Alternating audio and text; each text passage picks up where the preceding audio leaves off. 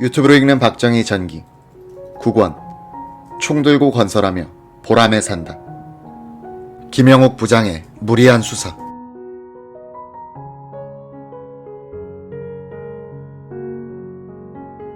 (1966년 6월 24일) 임석진 부부는 서울에 도착했고 그해 가을부터 서울대학교에서 현대 철학 강의를 맡았다. 11월경 임석진 교수는 훗날 한국사회의 인문과학계에 네로라 하는 이름들을 갖게 되는 동료들과 저녁 술자석에 합류한 적이 있었다. 그 자리에서 임석진은 북한에 다녀왔다는 말은 못했지만 자신이 체험한 북한 체제에 대한 의견을 피력했다. 그러자 동료들은 임석진의 의견을 한사코 부정하면서 그들이 상상하는 북한을 제시하곤 했다.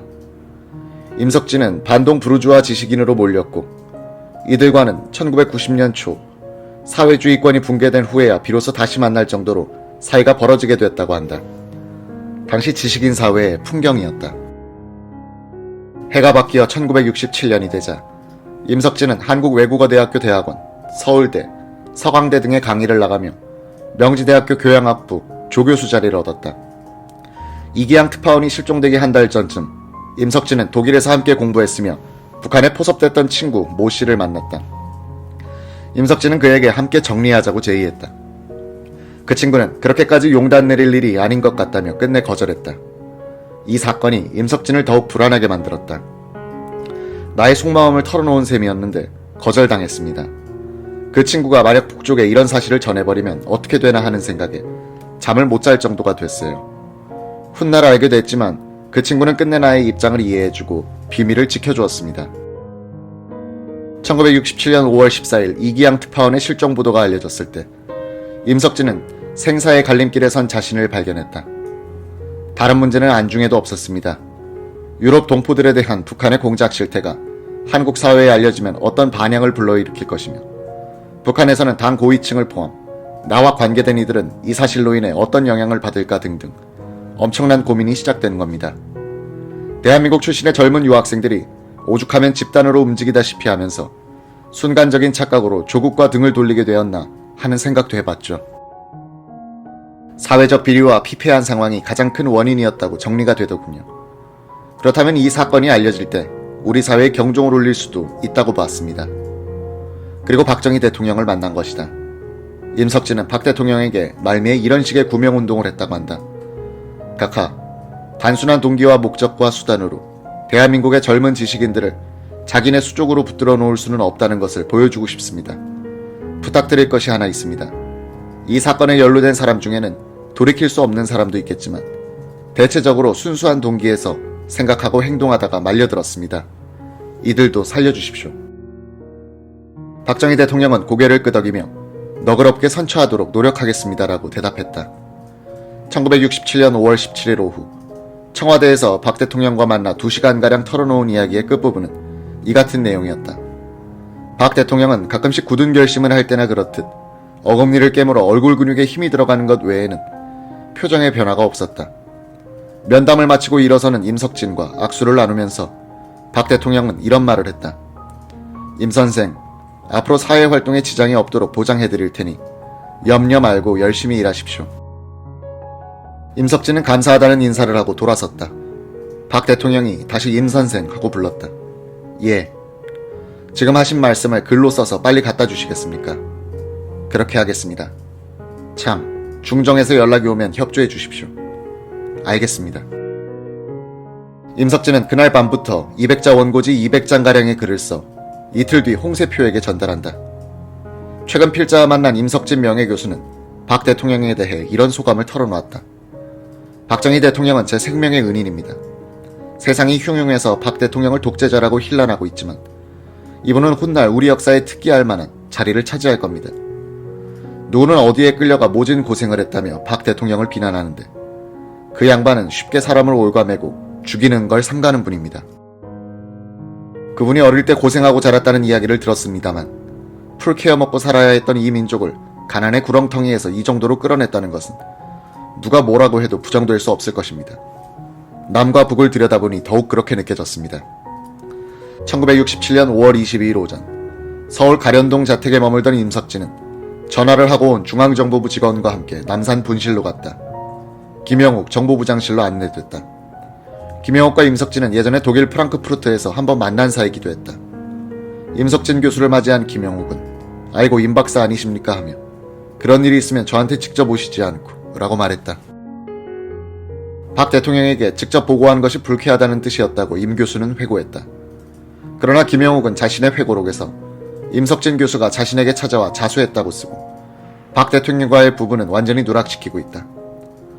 임 교수는 이 자리에서 김영옥 정보부장에게도 부탁을 했다고 한다. 희생자가 덜 나면서 사회적 무리가 크게 일어나지 않고 북한을 정면으로 자극하지 않게 내면적으로 처리하는 길을 부탁했습니다. 그런데 김영옥은 이를 제대로 처리할 능력이 없는 사람 같아 불안했습니다. 결과는 예측한 대로였습니다.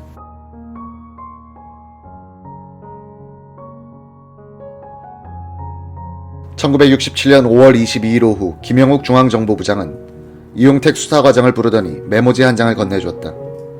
청와대에 들어갔더니 각각께서 이 사람이 이기양 특파원의 행불 사건에 상당한 단서를 갖고 있다고 하시면서 동백림에 있는 북한 대사관에서 대남 공작을 벌여왔다고 하시는구만. 은밀한 수사를 지시하셨으니 당신이 이 사람을 만나 알아보고 결과를 나와 함께 청와대로 들어가 대통령께 보고하시오. 이 과장이 메모지를 펼쳐보니 임석진 교수의 이름과 전화번호였다. 이 과장은 다음 날부터 이틀간 충무로에 있는 아스토리아 호텔에 방을 잡아두고 임석진 교수와 만났다. 얘기를 들어보니 엄청났습니다. 우리가 갖고 있던 정보는 임 교수의 진술에 비하면 지엽 말단적인 것에 불과했죠. 다음날 또 만나자고 하여 상세한 내막을 들을 수 있었습니다. 5월 24일경 이용택 수사과장은 김영욱 정보부장과 함께 청와대로 들어갔다. 이 과장은 박 대통령에게 사건 개요를 보고했다. 그런데 박 대통령은 보고가 끝나자 이런 말을 했다고 한다. 그거 내가 알고 있는 것과 비슷하군. 이용택 전 의원의 회고. 대통령께서 우리보다 많이 알고 있다는 느낌을 받았습니다. 나중에 알아보니 임 교수가 사전에 박 대통령을 만났고 보고서를 작성해 올렸다고 합니다. 그 보고서는 김영옥 부장도 보지 못한 걸로 봐서 박 대통령 당신이 연구하기 위해서인지 혹은 김영옥 부장의 업무 능력 평가를 위해 갖고 있었던 모양입니다. 이날 박 대통령은 김영옥 부장에게 따끔한 질책을 했다. 북괴가 해외에 나가 사는 우리 동포를 활용해서 해외로부터 우리를 포위하고 침투 공작을 하려는 의도인 것 같은데 당신은 외국 정보기관에서 주는 것만 갖고 일하나. 너무 국내에만 치중해서 대남 간첩이나 지하당 간첩단 사건에만 얽매이지 말고 국제적으로도 신경 좀 쓰시오. 국외 업무도 강화하고 그리고 이 사건은 철저히 수사해서 뿌리 뽑으시오. 이게 어디 동백림뿐이겠어. 북괴 대서관이 있는 곳이라면 전부 이럴 테지. 예, 철저히 하겠습니다. 김영옥 부장은 90도 각도로 절을 했다. 박 대통령의 철저 수사 지시를 김영옥 부장은 합리성을 잃어도 좋다는 뜻으로 받아들인 것은 아니었을까. 해외로부터 무리한 구인 과정, 합리적이지 못한 확대 수사, 도처에서 나타나는 고문 흔적들은 진범을 찾아내 엄중 처벌하는데 실패하고 무고한 피해자 속에 진범들이 섞이게 만들어 종국에는 사건 자체가 조작이라는 오명을 쓰기에 이르렀다. 중앙정보부 내에서 김영옥의 위력은 막강했으나 부하 직원들의 자발적 복종심을 얻기에는 턱없이 부족했다고 한다. 존경할 수 없는 인물로 군림했던 김영옥 시대의 정보기관원들은 북한의 진일보한 지하당 공작 사건에 직면해 재래식 일반 간첩 수사 기법으로 대응했던 것이다.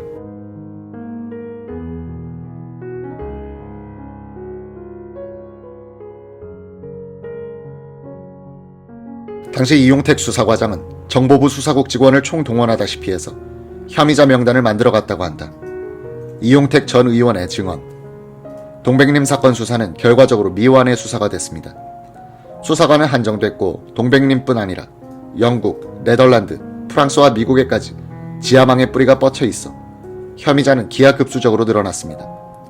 일부 관련자를 소환한 직후부터는 서독과 프랑스에서 외교적 압력이 가해져 서둘러 종결시켜야 했습니다.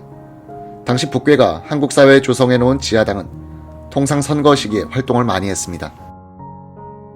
아무래도 선거가 있다 보면 수사관들의 힘이 선거 쪽으로 분산되는 걸 알고 있다는 것이죠.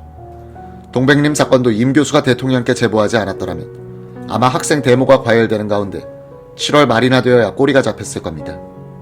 저의 경우 이기양 특파원 실종 사건을 내사 중이었기 때문에 이 사건에서 단서를 잡았을 테고 그러자면 체코에 어떤 수를 써서라도 사람을 투입시켜야 했을 테죠.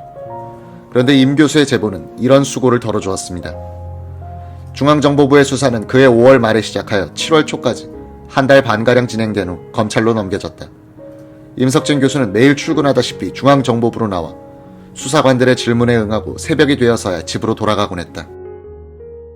이용택 과장은 수시로 청와대로 들어가 박 대통령에게 직보했다. 서독의 경우는 수사를 하면 할수록 관련자들의 상부선은 윤 이상에게 연결되고 있었습니다. 결국 이 사건의 정점은 윤 이상이라고 판단하게 됐죠. 그런데 임석진 교수가 박 대통령을 만나 털어놓았을 땐 주요 인물이 한 명이 빠져 있었다. 당시 서독대사로 근무 중이던 최덕신이었다. 중앙정보부 수사관들과 대면한 임석진은 최덕신 대사도 혐의자라고 지적하고 북한에서 보고들은 그의 행적에 관해 진술서를 작성했다. 다음날 김영욱 정보부장이 임석진을 불렀다. 최덕신 대사까지 거론했던데 이거 너무 범위가 넓어지는 것 같아요. 당신 역공작하는 거 아니요. 임석진은 경멸스런 감정이 솟아나면서 어이가 없었다고 한다.